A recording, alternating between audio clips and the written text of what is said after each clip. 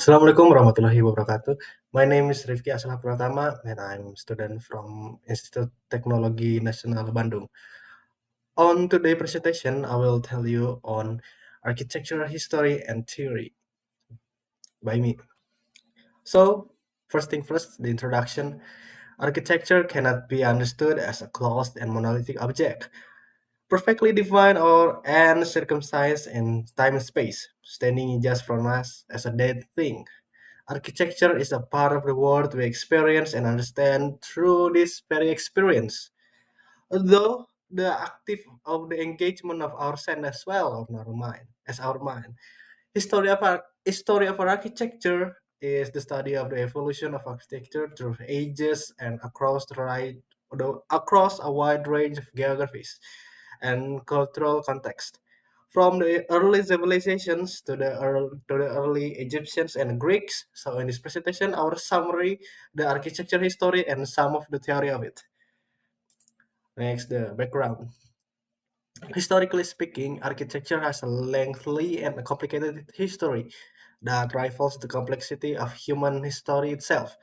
Architecture history studies how buildings and cities evolve across the time, reflecting changes in religion, politics, technology, culture, and society. It is not just a timeline of styles, it is layered of records of human civilizations.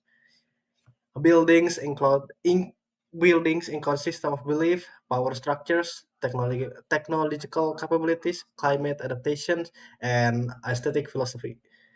This proves architecture is continuous transformation of how humans shape space and to express survivals, belief, power, and identity. One of the most intriguing features of the architecture is the ability to mirror the spirit of time in a way that even more significant than how we see it happen with art. Next, the project's objective. Understanding architecture history involves more than memorizing styles or identifying famous buildings. Its main objective is to develop a way of thinking that connect the physical structures to the broader context of human life. By studying architectures across the time, from early monuments to Stonehenge to classical works as such as Pantheon or maybe Pyramid of Giza, as we learn how different society express their belief, values, and knowledge through this buildings form. Now, for the first time of history is the prehistoric architecture. In its earlier phase, architecture emerged from basic human needs, shelter, protection, and adapting to the environment. However, even the prehistoric structure, as such as Stonehenge, revealed that building quickly evolved from beyond function into symbolism. These early constructions were deeply connected to the cosmology and ritual, showing that architecture from the beginning of time was a way for humans to understand their place in the universe. The study of prehistoric architecture offer a glimpse into the ingenuity that resourcefulness of early human societies, whose construction techniques laid the foundation for the future urban development. This ancient builder used natural materials like stones and earth, maybe some bones like these pictures, maybe some skins, maybe some stone, maybe some wood, etc. Next is the Egyptian architecture.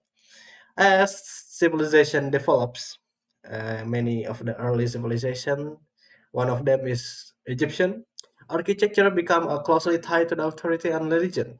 In ancient Egypt, monumental like this, like the Pyramid of Giza, were designed not only as tombs, but expression of internal power and divine order. Due to scarcity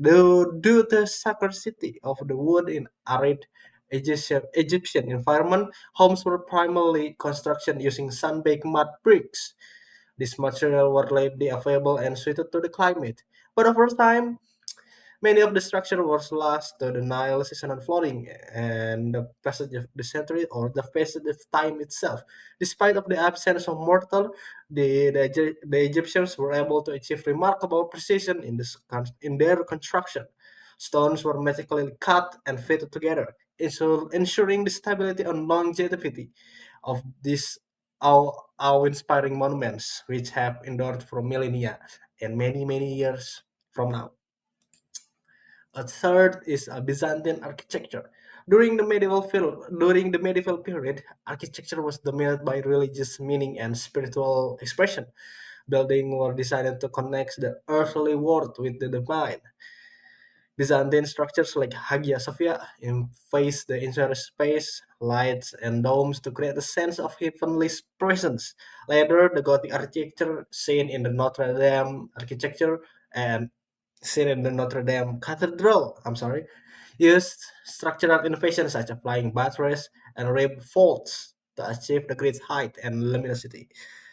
These elements were not only technical solutions but also symbolic gestures, directing the viewer attention upwards and creating an emotional experience of the transcendence. I'm sorry. Next is Renaissance. The Renaissance architecture period in this architecture were filled by commercial prosperity and intense competition between cities such as Florence, Rome, and Venice. Wealthy families like Medici, banking dynasty in Florence, and the Fugger's banking family in Germany played a pivotal roles in the financing, the flourishing of the architecture, and the visual arts during this time. Their patronage helped create some of the most iconic buildings and artworks of the periods. Renaissance architecture characterized by its emphasis on symmetry, proportions, and the use of classical elements such as columns, arches, and domes, marked a revival of ancient Roman and Greek principles. And lastly is industrial architecture. Industrial architecture refers to the design of constructions of buildings created for production, manufacturing, storage, and transformation. Emerging from most strongly during the Industrial Revolution, industrial architecture is characterized by shift from traditional craft-based construction to the mechanized system buildings. Its main objective was not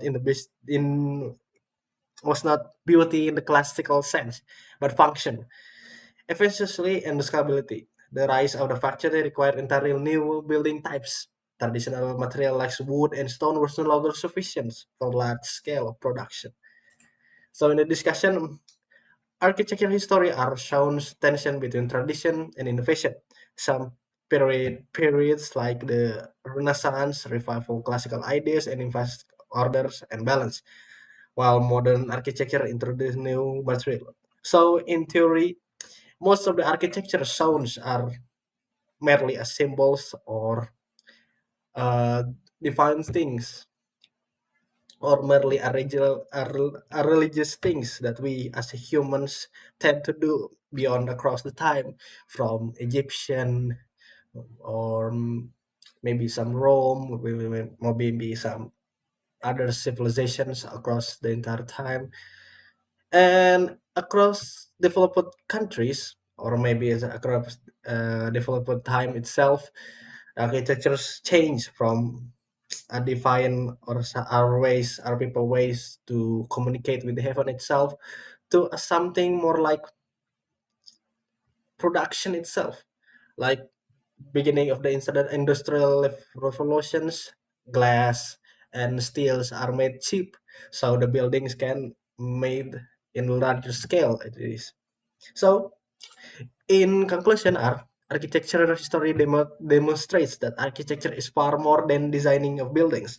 It is a continuous record of human civilization, reflecting on how we as societies think, live, and evolve over the time. From ancient structures like the Great Pyramid of Giza to the classical achievements such as Pantheon and modern innovations like the Eiffel Towers, architecture is constantly mirrors the cultural, political, and technological condition of each era.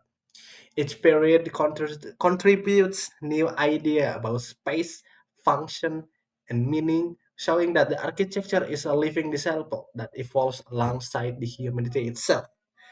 So, thank you for watching my boring presentation. I hope you enjoy it. So this is the end. Wassalamualaikum warahmatullahi wabarakatuh.